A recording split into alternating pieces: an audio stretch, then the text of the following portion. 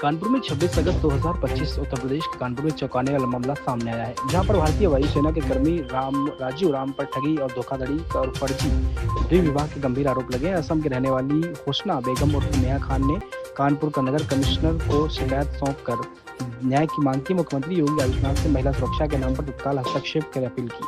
हुस्ना बेगम, जो असम के जोरहाट जिले की निवासी और 3 बच्चों की मां है, उन्होंने बताया कि उनकी मुलाकात 2012 में राजू राम से आसाम में हुई थी, जहां पर वायुसेना में तैनात थे। राजस्थान के कोपेड़ा गांव के मूल निवासी राजू ने हुस्ना से मंदिर में शादी रचाई, बहला फुसलाकर उनकी करोड़ों की संपत्ति हड़प ली। इसके बाद राजू ने असम से ट्रांसफर लेकर कानपुर में चंदा देवी नाम की महिला से दूसरी शादी की। हुस्ना का आरोप है कि राजू ने उनकी संपत्ति हड़प ली और उन्हें उनके बच्चों को बेसहारा छोड़ दिया है। जब हुस्ना अपने पति की तलाश में कानपुर एयरपोर्ट फोर्स स्टेशन पहुंची तो उन्हें 3 दिनों तक इंतजार करवाया। सोमवार को 2 वायुसेना अधिकारी ने उन्हें एक सुनसान जगह पर ले जाकर कथित तौर पर धमकाया। हुस्ना का दावा है कि अधिकारियों ने उन्हें बांग्लादेशी का ठप्पा लगाकर देश से निकालने की धमकी दी, साथ ही कुछ पैसे देकर मामले को सेटल करने का दबाव बनाया। उन्होंने कहा कि उनकी शिकायत से वायुसेना की बदनामी होगी, इसलिए उन्हें राजू राम से मिलने से रोक दिया गया।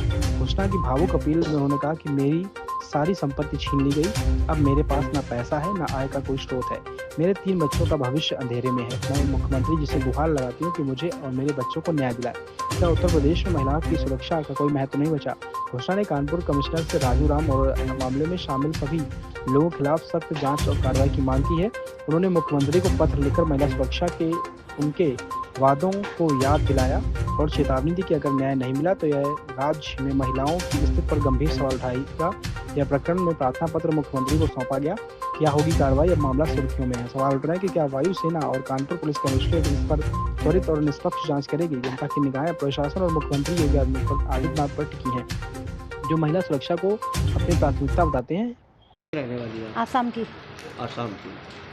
तो क्या घटना घटित हुई जो आप कानपुर आई हैं? मेरा 2009 में राजू राम मुझसे मिला था। उसके बाद 2012 में मैंने 29/1/2012 में शादी किया, राजू राम के साथ शादी किया। उसके बाद राजू राम वहाँ से मुझे चीट करके मेरा प्रॉपर्टी बिचवा के फिर वो कानपुर आ गए। कानपुर आने के बाद उसने मुझे क्या किया बोला है, मुझे पता नहीं था वो कानपुर आके किसी औरत के साथ शादी किया है। फिर मुझे बाद में पता चला, जब मैं उसको कांटेक्ट करने की कोशिश की, मुझे जान से मारने की धमकी लगातार, और उसकी फैमिली मेंबर मतलब सुजाराम उसका भाई बोला है कि अभी केस मत करो, जो मतलब बाद में केस करना, क्योंकि ऑलरेडी मतलब केस मतलब मेरे दोनों बेटियों की शादी हो जाए, ममता और पूजा दोनों की शादी हो जाए, उसके बाद केस करना। ऐसे बात मुझे मेंटली इमोशनली और ये ब्रेकडाउन दिया। मुझे काउंसलिंग भी चल रहा है, मेरा ऑलरेडी सब कुछ चल रहा है। तो आप आसाम में क्या कोई जॉब करती हैं या नहीं, हाउस वाइफ हूँ। पहले करती थी, अभी कुछ नहीं करती हूँ। क्या करती थी आप? पहले मैं बैंक में काम करती थी, बैंक में काम ICICI प्रूडेंशियल में। और राजू राम जो हैं वो क्या करते हैं? वो डिफेंस में करता है, एयरफोर्स में।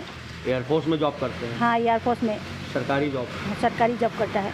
और वो ये है मतलब साजन है राजू राम। हाँ। अच्छा, तो अब यहाँ पर आपने कहीं प्रार्थना पत्र दिया? हाँ, प्रार्थना पत्र दिया था मैंने एयरफोर्स का लोगों को। तब वो एयरफोर्स को लोगों ने मुझे साइड में ले जाके बोला है 2-4 लाख रुपया लो और इसको किस को यहाँ से समाधान करो और निकलो, मतलब ऐसा बोला। फिर मोदी के साथ अभी मैं मोदी साहब को गुहार लगा रही हूँ, क्योंकि मेरा इंसाफ किया। और अमित शाह को भी मैं गुहार लगा रही हूँ, जो मेरा न्याय करे। और शिक्षा मंत्री रामनाथ को मैं गुहार लगा, रक्षा मंत्री उसको भी गुहार लगा रही हूँ। मैं इतना नहीं जानती हूँ ये सब क्या कर रहा है मेरे साथ। और फिर उसका उन लोग मुझे पूरा एक ग्रुप है, सभी मिल के धमकी देता रहता है। हाँ, राजू राम के पास 10 सिम है। वो बोलता है कि और उसी की सिम से मतलब एयरफोर्स की बंदा बना के मुझसे धमकी दिलवाते हैं। तो आपने शादी करी, उसका आपके पास मैरिज सर्टिफिकेट है? हाँ जी है, मंदिर वाला भी है, कारकोट का भी है।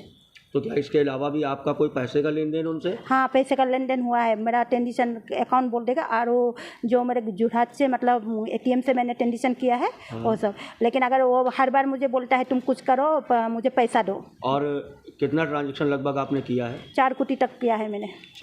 4 कोटी तक केस भी लिया है उसने मुझसे। 4 करोड़ का? हाँ, 4 करोड़ का केस लिया है उसने मुझसे। 4 करोड़? हाँ, केस इस थोड़ा करके केस लिया है, ज़मीन बेच के, ज़मीन घर द्वार के बेच के। अभी मुझे ऊपर से मुझे ये धमकी का ऊपर धमकी पड़ रहा है, बोला UP आओगी तो मैं तुम्हें जान से मरवा दूँगी।